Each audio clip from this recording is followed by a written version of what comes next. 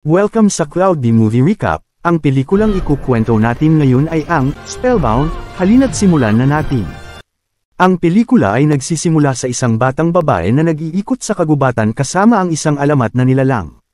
Pagkatapos nilang maglibot sa pamilihan kasama ang kanyang mga kaibigan, malalaman natin na siya pala ay isang prinsesa na tinatawag na Ellen. Isang gwardya na nakakita sa kanya mula sa malayo ang nagbigay ng utos na buksan ang mga pintuan para makapasok ang prinsesa. Gusto sanang sumama ng mga kaibigan ni Ellen dahil ito ang kanyang ika-15 kaarawan at may handa siyang ipagdiwang, pero tumanggi si Ellen, sabay sabing gusto niyang makasama ang kanyang mga magulang sa kanyang espesyal na araw. Habang papalapit si Prinsesa Ellen sa mga pintuan ng palasyo, dumating ang ministro at ipinagbigay alam sa kanya na hinihiling siya ng hari at reyna, ang kanyang mga magulang, para sa isang pakikipagkita. Nag-practice si Ellen ng magandang dahilan upang sabihin sa kanyang mga magulang kung bakit aalis siya ng palasyo, at habang nakatagpo na siya sa kanila, nalaman namin na ang kanyang mga magulang ay mga halimaw na. Dati, ang kanyang mga magulang ay mga tao na namumuno sa kaharian ng mapayapa, ngunit noong nakaraang taon, habang nag-iikot sila sa kagubatan, isang dilim na nagmula sa wala ang nagbigay ng sumpa sa kanyang mga magulang, na nag-transform sa kanila bilang mga halimaw. Tanging siya at ang mga tagapaglingkod sa palasyo ang nakakaalam nito, ngunit ang mga tao ay hindi alam. Mula nang mangyari ang insidente, hindi naging madali para kay Ellen dahil ang buong pasanin ng pamamahala ng kaharian ay nakaatang na sa kanyang mga balikat. Kailangan niyang gampanan ang mga tungkulin na dapat sana ay ginagawa ng kanyang mga magulang, tulad ng paglagda ng mga papeles, pagsusuri ng mga tropa, at paggawa ng mga batas para sa mga tao. Ito pa lang ay isa na sa mga pinagdadaanan ng batang prinsesa. Dapat sana ay ang kanyang mga magulang ang mag-aalaga sa kanya, pero siya na ngayon ang nag-aalaga sa kanila. Pagod na ang general at ang mga tao dahil hindi pa nila nakikita ang hari at reyna sa loob ng isang taon. Pumunta sila sa mga pintuan ng palasyo at humiling na makakita ng hari at reyna. Sinabi ni Bowler at Nazar, ang mga ministro ng palasyo kay Ellen na hindi na nila kayang pigilan ang mga tao dahil nagamit na nila ang lahat ng posibleng dahilan, ngunit kailangan pa rin ni Ellen ng oras upang ibalik ang kanyang mga magulang sa pagiging tao. Alam niya na magiging malupit ang epekto kung malaman ng mga tao na ang hari at reyna ay mga halimaw. Sinabi nila kay Ellen na hindi na ito pwedeng magtagal dahil isang taon na at hindi pa niya natutuklasan kung paano aalisin ang sumpa.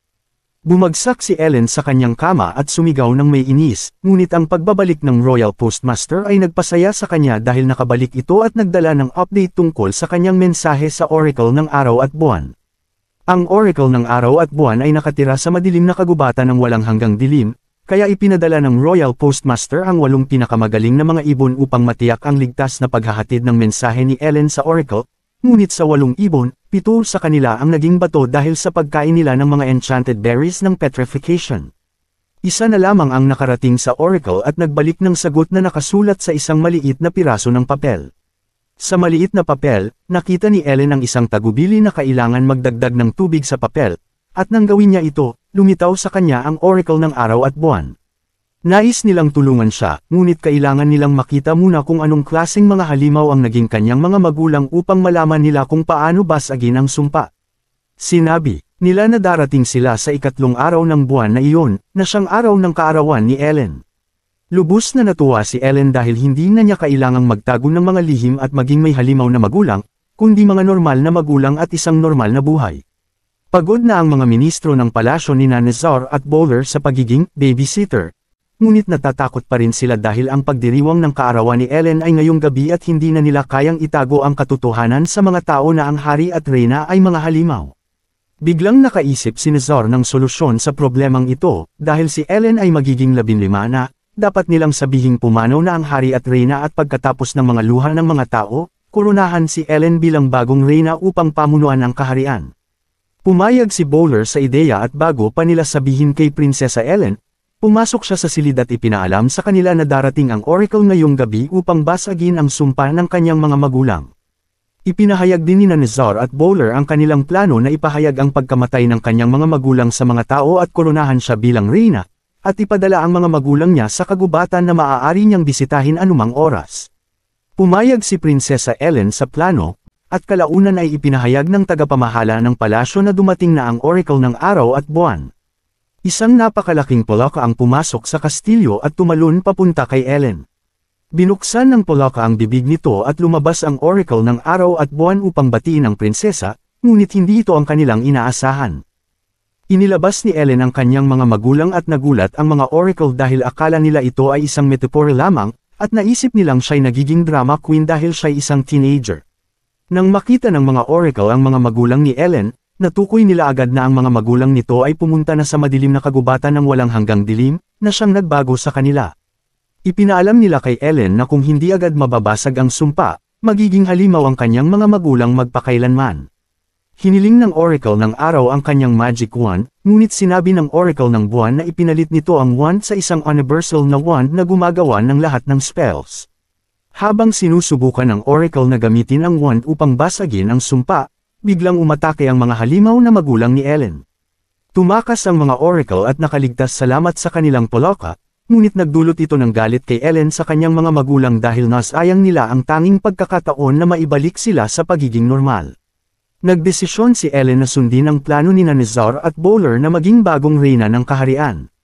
Malungkot niyang ikinulong ang kanyang mga magulang sa isang hola upang dalhin sa kagubatan kinabukasan ng umaga, at pagkatapos ay nagdala ng bahagi ng kanyang kaarawan na cake sa kanila.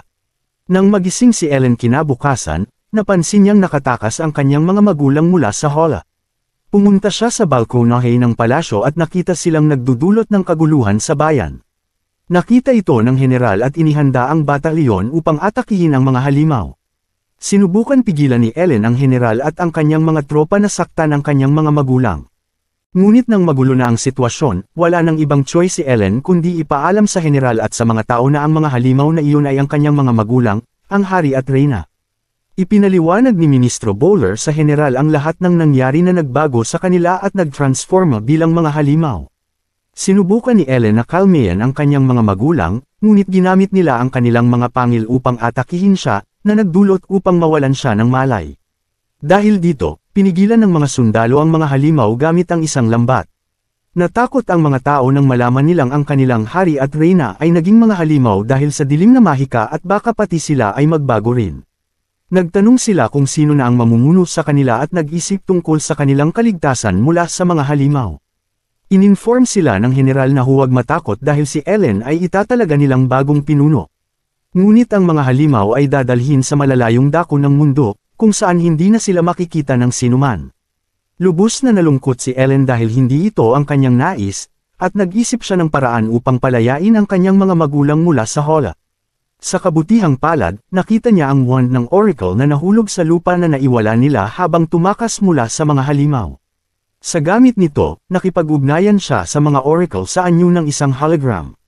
Natatakot ang mga oracle na bumalik upang tulungan siya dahil sa mga halimaw, ngunit nagpasya silang tumulong nang sabihin ni Ellen na pupunta siya sa kanila sa halip.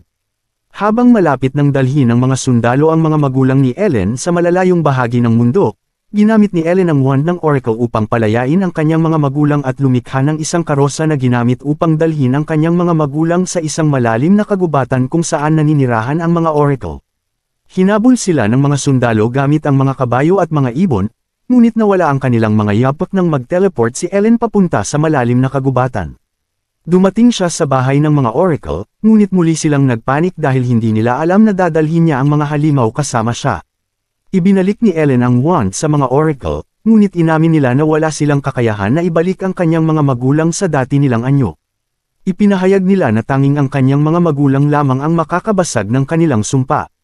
Sinabi nila kay Ellen na kailangan niyang pumunta sa lawa ng liwanag sa mga bundok ng madilim na kagubatan, dahil yun lamang ang makakabaliw ng sumpa ng kanyang mga magulang. Binalaan din nila siya na mag-ingat dahil ang madilim na kagubatan ay kumakain ng madilim na emosyon, kaya't ang sinumang pumasok dito at nagsimulang magdanas ng galit, pagkamuhi, o lungkot ay maaaring mawala at maging halimaw. Nang hindi na nagsayang ng oras, agad na dinala ni Ellen ang kanyang mga magulang sa madilim na kagubatan. Nakakita sila ng isang tunnel at habang dumadaan dito, nakita nila ang mga magagandang ilaw. Ngunit biglaang nagsimulang mag-away ang kanyang mga magulang, kaya't nalungkot si Ellen. Dahil dito, nagsimulang mag-develop ng madilim na nararamdaman sa kanyang puso na nagdulot ng dilim na sumubok na sumipsip sa kanya. Napansin ng kanyang mga magulang ang panganib at nagbuga sila ng maliwanag na enerhiya mula sa kanilang mga bibig na pinalakas ang madilim na nararamdaman ni Ellen at iniligtas siya. Nang makalabas sila mula sa tunnel, Natuwa si Ellen nang malaman niyang nagsimula ng magsalita ang kanyang mga magulang. Ang tanging malungkot na bagay ay hindi nila siya naalala bilang kanilang anak at naging mga halimaw na lamang na marunong magsalita. Samantala, habang hinahanap ng general si Ellen, nakakita siya ng mga bakas sa lupa at sinimulang sundan ang mga ito. Si Ellen at ang kanyang mga magulang na patuloy pa rin sa kanilang paglalakbay patungo sa liwanag ay nakarating sa isang lugar na puno ng buhangin. Nang tumapak sila sa buhangin, nagsimulang lumubog ito at naghanap sila ng bato upang pagtapakan. Habang nag-aaway sila tungkol sa kung saan ligtas na dumaan upang makapunta sa liwanag, nagdala ito ng negatibong enerhiya na nag-trigger ng muling pagdapo ng dilim. Hindi lang iyon, natagpuan sila ng general at ng kanyang mga sundalo at nagsimula ang isa pang habulan upang pigilan ang dilim. Naisip ni Ellen ang paraan para mapagtulungan ang kanyang magulang sa pamamagitan ng pagtulong sa isang baby bird, at matapos nilang gawin ito, nawala ang dilim. Dumating ang general at ang kanyang mga sundalo upang hulihin sila, ngunit ang kanyang tatay ay nag-isip ng plano at ginamit ang buhangin upang lumikha ng isang fog na nagpalabo sa kanilang mga mata, kaya't nawalan sila ng bakas. Si Ellen at ang kanyang mga magulang ay nakarating sa tuktok ng bundok at nakatagpo ng maraming mga misteryosong nilalang. Nakita ng kanyang mga magulang kung paano inaalagaan ng mga misteryosong nilalang ang kanilang mga anak, at ito ang nagbalik ng kanilang mga alaala. Naalala nilang sila ang hari at reyna at si Ellen ang kanilang anak. Si Ellen ay labis na natuwa nang makita niyang naibalik sa kanilang alaala ang kanyang mga magulang at nagyakap sila ng malungkot at masayang luha. Sa wakas, nakita nila ang lawa ng liwanag sa kabilang bundok at tumakbo patungo dito. Nang makarating sila, ipinakita ng liwanag sa kanilang mga magulang kung bakit sila naging halimaw. Tandaan na ipinagbabawal na mag-away o magalit sa madilim na kagubatan, at ang hari at reyna ay nagkaroon ng argumento sa kanilang misyon, kaya't iyon ang dahilan kung bakit sila nagbago.